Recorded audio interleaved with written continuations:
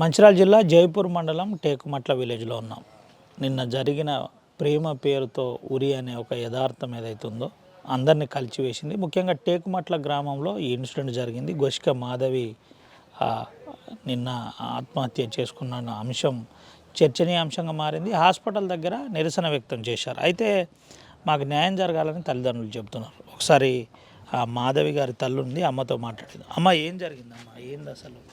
Sir, ఒకరోజు ఒక పెద్ద మనిషి వచ్చిండు, అడిగిండు బుజ్జినీయమా అని. అడిగితే నేనన్నా కదా, అంటే మా క్యాస్ట్ వేరు అన్న, వాళ్ళ క్యాస్ట్ వేరు, నేను ఎట్లా ఇస్తానని నువ్వు అడుగుతున్నావు, నేను ఇయ్య కదా, క్యాస్ట్ ఒకటైనా పేద సాధు ఇది చూసుకోకుండా నేను ఇచ్చేదాన్ని, ఇట్లా నువ్వు నన్ను అడుగుడు పద్ధతి కదా, కాదు కదన్నా అని నేనన్నా. అన్నాక ఇద్దరు ఇష్టమంటే చేసుకొని లేచిపోయి నెలలు 2 నెలలు సంవత్సరాల పొంటి ఉంటారు, కానీ ఇంటికి వచ్చి తల్లిదండ్రులను అడుగుడు పెద్ద మనిషి స్థానములుగా కరెక్ట్ కాదు కదా అని అన్న. లేచెల్లా మారుతా అంటాడు, తాగా తిరగా, నేను లొల్లి పెట్టా, నాకు జాబ్ వచ్చింది, నేనంటే ఆమంటే నాకు ఇష్టము, నేను అమ్మని చేసుకుంటా, ఒకసారి పోయి అడుగుమని 2-3 రోజులు నాకు 2-3 సార్లు వచ్చి అడిగిండు అని చెప్పిండు. చెప్పిన తర్వాత అడిగినా కానీ నేను ఇయ్యానన్నా అని చెప్పిన. సరే చెల్లె అన్నాడు. అది అంతలనే అయిపోయింది. అంతలనే అయిపోయిన తర్వాత ఓ 2-3 రోజులు ఎన్ని రోజులు అయింది సార్, అంత గుర్తులేదు నాకు, కానీ తనే వచ్చిండు మా ఇంటికి. వస్తే చెప్తామ్మా ఏం కావాలి అని ఇట్లా అడిగిన. అంటే నీతో మాట్లాడాలి అక్క అని అన్నాడు. ఏం మాట్లాడుతావు తమ్మ నాతో అని నేనన్నా. అన్నముల్లే నేను మాధవిని ఇష్టపడతా అన్న, నువ్వు ఇయ్యక్క అని అన్నాడు. ఇష్టపడతా అని ఇయ్య అంటాను తమ్మ, నువ్వెవరు నేనెవరు, అసలు నువ్వు అడుగుడు ఏంది, మొన్న మామను కూడా తోలినవాట వచ్చి అడిగిండు. అడిగితే నేను ఆనాడే చెప్పిన ఇయ్యనని. ఇయ్యననంగా నువ్వెట్లా వచ్చినావు, నా ఇంటి దాకా వచ్చి అడుగుడు నీది కరెక్ట్ కాదు కదా అని నేను అన్నా. అంటే నాకు ఇష్టం, నాకు ఆమె అంటే ఎంతో ఇష్టము అని అన్నాడు. ఎంత ఇష్టమైనా కూడా తమ్మ ఇష్టం అంటున్నావు, నువ్వు అవ్వయ్య కుక్కనివి, చిన్నప్పుడే డాడీ చనిపోయిండు, తల్లి ఎంతో కష్టపడి దాదింది, పెద్ద చేసింది, నీకు ఎన్నో ఇప్పుడు జాబ్ వచ్చింది, సింగరేం జాబ్ కోసం ఏ కాళ్ళు గడుపుల పట్టో నీకు సింగరేం తెప్పించింది తమ్మి, జాబ్ చేసుకో, నీ బయటకు పోతే 20-30 లక్షల కట్నం ఇచ్చి కూడా పెళ్లి చేస్తానని తల్లి తయారై ఉంటుంది. చేతికి అందిన కొడుకు నా మాట వింటలేదని ఏడుస్తారు, ఆడుస్తారు. అద్దు తమ్మి, అవిష్టమైన పెళ్లి చేసుకొని హ్యాపీగా బతకాలి అని నేను చెప్పిన సార్. నేను చెప్పిన తర్వాత లేదక్క నా నుంచి అయితే లేదనుకుంటా వెళ్ళిపోయిండు. వెళ్ళిపోయిన తర్వాత మళ్ళా కొన్ని రోజులకు మళ్ళీ వచ్చిండు. మళ్ళా రాలేదు, రాలేదు, మా కుల పైన తోలిండు. క్యాస్ట్ ఒకటక్క, బుజ్జికి పెళ్లి చేస్తా అంటే బుజ్జికి పెళ్లి చేస్తావా అని అన్నాడు నన్ను పొద్దున. అంటే చేస్తానా, ఇప్పుడు మన చేతిలో డబ్బులు ఉండాలి కదా, ఇప్పుడు దసరా దీపావళి పోయినాక ఇట్లా చేస్తా, ఎండాకాలం వరకు ఎట్లయినా చేస్తాను అనుకుంటాను అన్న పెళ్ళి అని నేనన్నా. అన్నమల్లే ఒక అబ్బాయి ఉన్నాడురా, ఇత్తవా అని అన్నాడు. అన్నమల్లే ఏ ఊరు అన్నా అని నేనన్నా. అంటే గోదావరికి అని అన్నాడు. ఎవరని అడిగిన, గోవారికి అని అన్న తర్వాత ఇక కొంచెం వాళ్ళు వీళ్ళు వస్తారు కదా గిరాకి, అంతలనే ఆపేసి పోయిండు. పోయినాక మళ్ళీ మధ్యాహ్నంకి వచ్చిండు. మధ్యాహ్నంకి వచ్చిన వాళ్ళు కానీ పొద్దున అడిగిండు కాబట్టి తనను అక్కడ నిలబెట్టి కన్నా కూర్చోమ్మని కూర్చో అన్న అని కూర్చేసిన. కూర్చో అన్న మాట్లాడదాం, మరి పిల్లగాడు ఉన్నాడు అన్నావు కదా, ఏం పని చేస్తాడు మరి ఎట్లా ఉన్నది అని అడిగిన. అంటే పని చేస్తాడు అన్నాడు. పని చేస్తాడని అంటే అన్న, మరి ఆయన ఫోటో ఏమన్నా ఉన్నదా గోదావరికి అని అంటాను, మన చుట్టాల అబ్బాయి కదా, ఏదన్నా ఫోటో ఉన్నదా అన్న మరి చూపెట్టు మరి అని నేనన్నా. అని అంటే ఫోటో కాదురా, ఇక నేను ఈడి దాకా వచ్చిన, నేను ఇక మళ్ళీ ఇట్లా కానీ నన్ను వెంకటేషు పోయి అడుగుమని అంటాడు అని అన్నాడు. అంటే నువ్వు వెంకటేష్ పోయి అడుగుమని అంటే నువ్వు ఎట్లా అడుగుతావన్నా, నేను ఒక కులం దాన్ని, నువ్వు కులపైనవు, మా కులం కాడికి పోయి నిన్నెట్లా ఇయ్యమనాలి నువ్వు అని అడగద్దా అన్న, గట్టెట్లా వచ్చి అడుగుతావన్నా, అది కరెక్ట్ కాదు కదా అని నేనన్నా.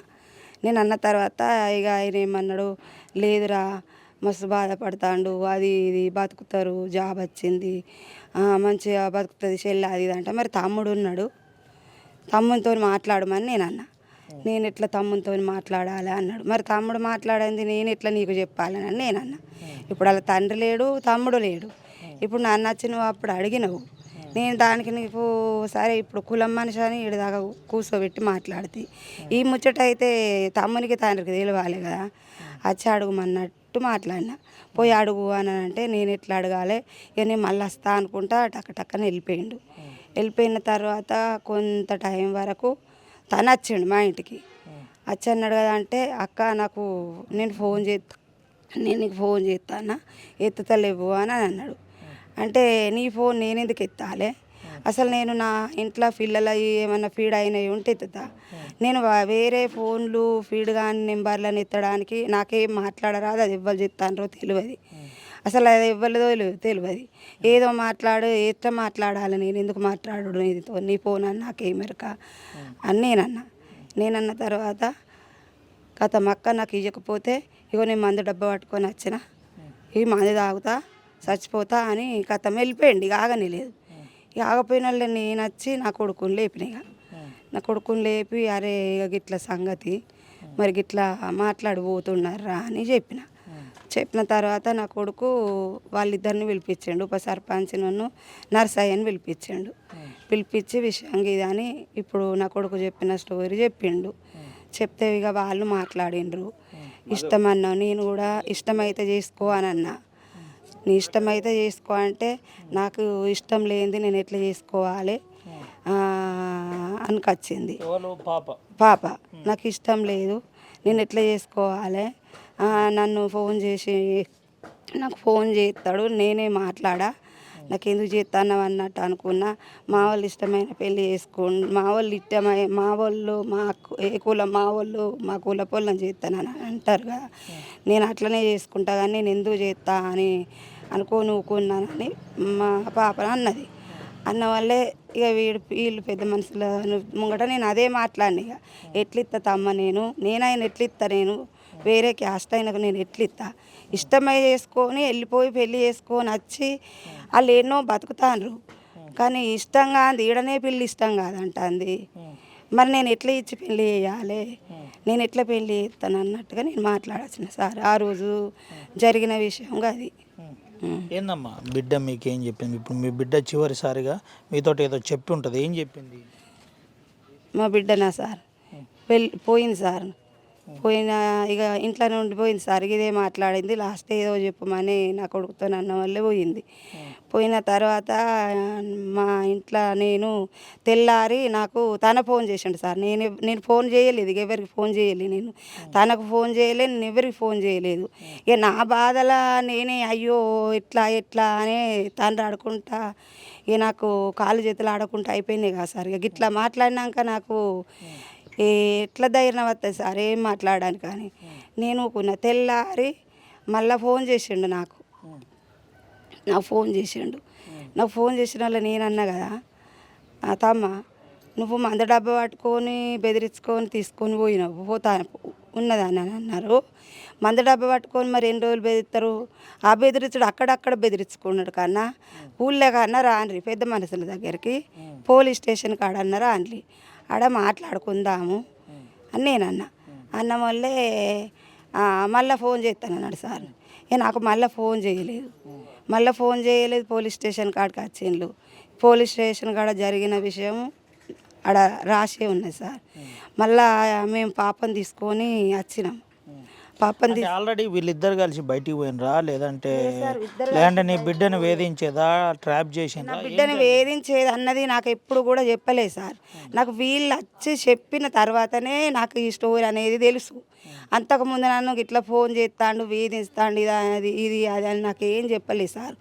అంతకుముందు తెలియదు నాకు. వాళ్ళు ఫోన్ ఎట్లా మాట్లాడుకున్నారు అన్న విషయం నా దాకా రాలేదు. నా దగ్గర అత్త నేను అడుగుదు నా దగ్గర రాలేదు కాబట్టి నేను ఏం అడగాలి. ఆనాడే ఆ స్టోరీ ఆనాడే వచ్చింది సార్. వాళ్ళ దగ్గర స్టోరీ వీళ్ళు వచ్చి అడుక్కుంటున్నప్పటికే నాకు అర్థమైంది. అంతవరకు నాకు ఈ అర్థం ఏది కాలేదు సార్. మీ మధ్యలో చర్చ జరిగిందమ్మా కుటుంబ సభ్యుల మధ్యలో నేను పలాని వెంకటేష్ని ఇష్టపడుతున్నా అని ఇటువంటిది ఏమైనా చర్చ జరిగింది? ఏం చర్చ జరగలేదు సార్. అడగలే ఎప్పుడు? ఎప్పుడు అడగలేదు సార్. నా బిడ్డ అట్లా అడిగే తట్టు కూడా ఎప్పుడు ప్రవర్తించలేదు సార్. అట్లాంటి ఆమె లేకట కూడా లేదు సార్. ఇట్లా ఇష్టపడతాన్న మాటలను చేతలను అట్లా నాకు కనవాడు కూడా కనబడలేదు సార్. ఎన్నడూ కనబడలేదు. ఆమె ఎన్నడన్నా కనబడ్డా. ఏం చదివింది మాధవి? ఏం చదివింది మాధవి 10, 12 చదివింది సార్. డిగ్రీ అది ఏమంటారు సార్ అది చదివింది. ఎందరమ్మా మీకు పిల్లలు? నాకు 4 బిడ్డలు, 1 కొడుకు సార్. ఏందమ్మా ఇప్పుడు మరి ఏం కావాలని అనుకుంటున్నావు? నిన్న ఆత్మహత్య తర్వాత మీరు నిరసన చేసిండ్రు, ధర్నా చేసిర్రు, ఏం కావాలనుకుంటున్నారు? ఏం కావాలనుకుంటే సార్ డబ్బా పట్టుకోనేమో చచ్చిపోయేదాకా ఇంట ఆడిండు. పెద్ద మనుషుల్లో కూడా అడిగితే అదే డబ్బా పట్టుకొని ఉన్నాడు. మరి నా బిడ్డ పోయింది సారు. నా బిడ్డ పోయేదాకా డబ్బా పట్టుకొని ఉన్నాడు. మరి నా బిడ్డ పోయినాక డబ్బా పట్టుకుంటలేడు సార్. అందరి పోలీస్ మన అందరిని ఇక్కడ నుండి అక్కడ దాకా అలానేమంటారు పోలీసు వాళ్ళను పెట్టుకొని ఉన్నాడు. మరి నా బిడ్డ పోయింది. నా బిడ్డ పోయినప్పుడు నువ్వు చత్తనన్నోనివి మరి ఆ డబ్బా పట్టుకొని ఎందుకు చావలేదు సార్? మరి చెప్పు సార్. చావాలే కదా సార్. నీకు ఇష్టం కదా సార్, ఇష్టమైంది కదా సార్. ఆమె కోసమే సత్తనన్నావు. ఆమె లేనిది బతకనంటివి. మరి ఆమె వాయే నువ్వు ఎక్కడనో దాక్కుండా పడుతుంది, నువ్వు ఎక్కడనో ఉంటాన్నావు. మరి ఆమె కోసం ఏ సార్ కనబడతలేడు కదా సార్. మా దగ్గరికి వచ్చినోడు మా అమ్మ కనబడాలి కదా సార్. మేము నిన్న ధర్నా చేసింది కూడా ఇదే సార్. అక్కడ అబ్బాయిని రమ్మని నాకు డబ్బా చూపిండు, సస్తానని అన్నాడు. మరి డబ్బా చూసినోడు ఈయనకి రప్పిండు సార్ అన్న. నేను ఇదే 2 ముచ్చట్లు సార్. నువ్వు డబ్బా పట్టుకొని బెదిరించుకుంటా ఉన్నావు. ఈ డబ్బా పట్టుకొనే ఇప్పుడు మరిగా నేను మరి నా బిడ్డ చచ్చింది కదా, నా బిడ్డ లేదు, నువ్వు ఆమె లేనిది బతకనన్నావు. మరి ఇప్పుడు నువ్వు తాగు. నేను వాళ్ళిద్దరిని ఒక కాడ ఇదే చేతిలో పెడదు సార్. నా బిడ్డ నువ్వు పెళ్లి చేసినంత ఆనందంగా ఉంటావు సార్. నేను ఇంకా పెళ్ళి ఎంత ఘనంగా చేసుకోకపోదు సార్. చెప్పండి సార్. నాకు తీసుకురమ్మంటే తీసుకొస్తలేరు కదా సార్. దాచిపెడతాను. ఎక్కడ దాచిపెడతానో తెలియదు, ఏడున్నాడో తెలియదు ఇప్పటి వరకు. ఎవ్వరు ఏమీ నాకు ఏం అర్థం కాకుండా నేను ఏమని ఎవరికని చెప్పాలి సార్? నా బిడ్డ పోయిన దుఃఖంలో ఉండి నేను ఏం మాటలు చెప్పాలి? నేను ఎట్లా చెప్పాలి సార్? నేను ఎట్లా బతకాలి సార్? నేనైనా ఎట్లా బతకాలి సార్? చెప్పండి సార్. నా అంత బిడ్డ 26 సంవత్సరాల బిడ్డ పెళ్ళి చేసి హాఫీకి ఇస్తాను అనుకున్నా కదా సార్.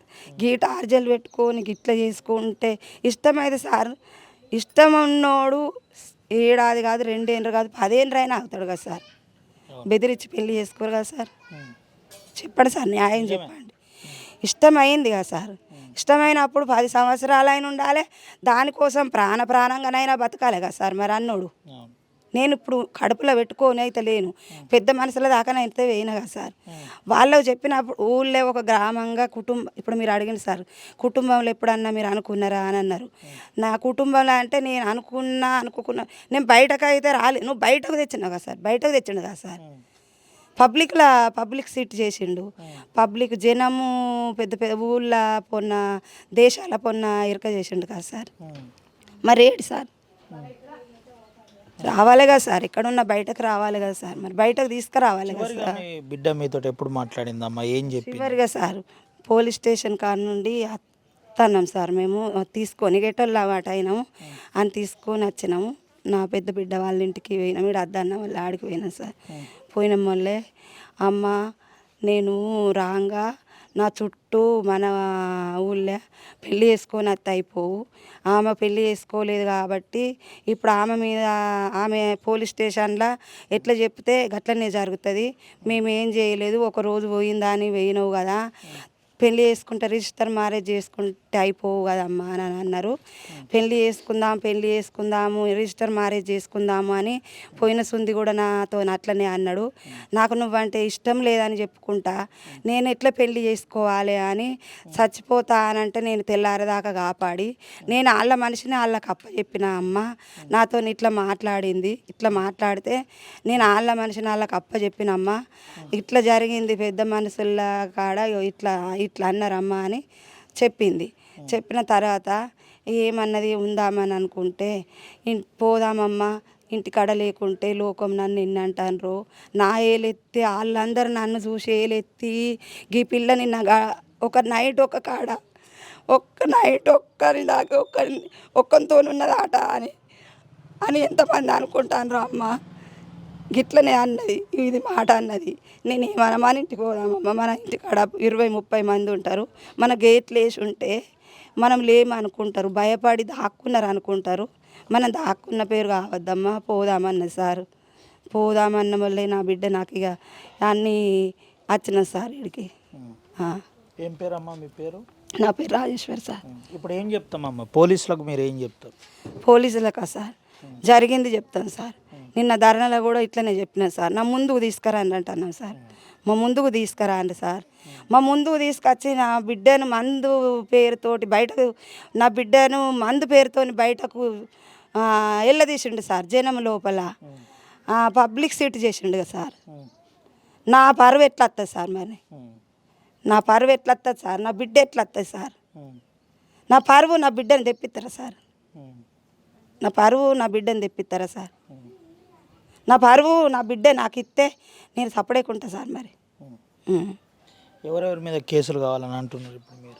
నేను వాళ్ళ కుటుంబ సభ్యుల మీదనే అనుకుంటాను సార్. నాకు ఎవరి మీద వద్దు ఎవరి మీద పెట్ట సార్. రేపు ఊరు నాది. రేపు మంచి అయినా చెడ్డ అయినా ఊరోళ్ళతో నాకు పని నా కాళ్ళతో పని సార్. నేనే ఊరోళ్ళు ఎవరిని ఎలాంటి వాళ్ళు సరే సార్ లోకము కాకులు అని అంటారు. నరం లేని నాలుక నానా తీర్ర మాట్లాడుతుందని అంటారు. అవన్నీ వద్దు సార్.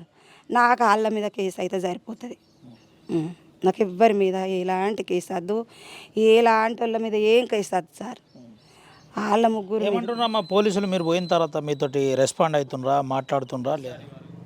ఇవరకు ఏది లేదు సార్. ఇవరకు ఏది లేదు సార్. ఏం చెప్పలేదు సార్. మాకు ఎలాంటి ఇది ఏం లేదు సార్.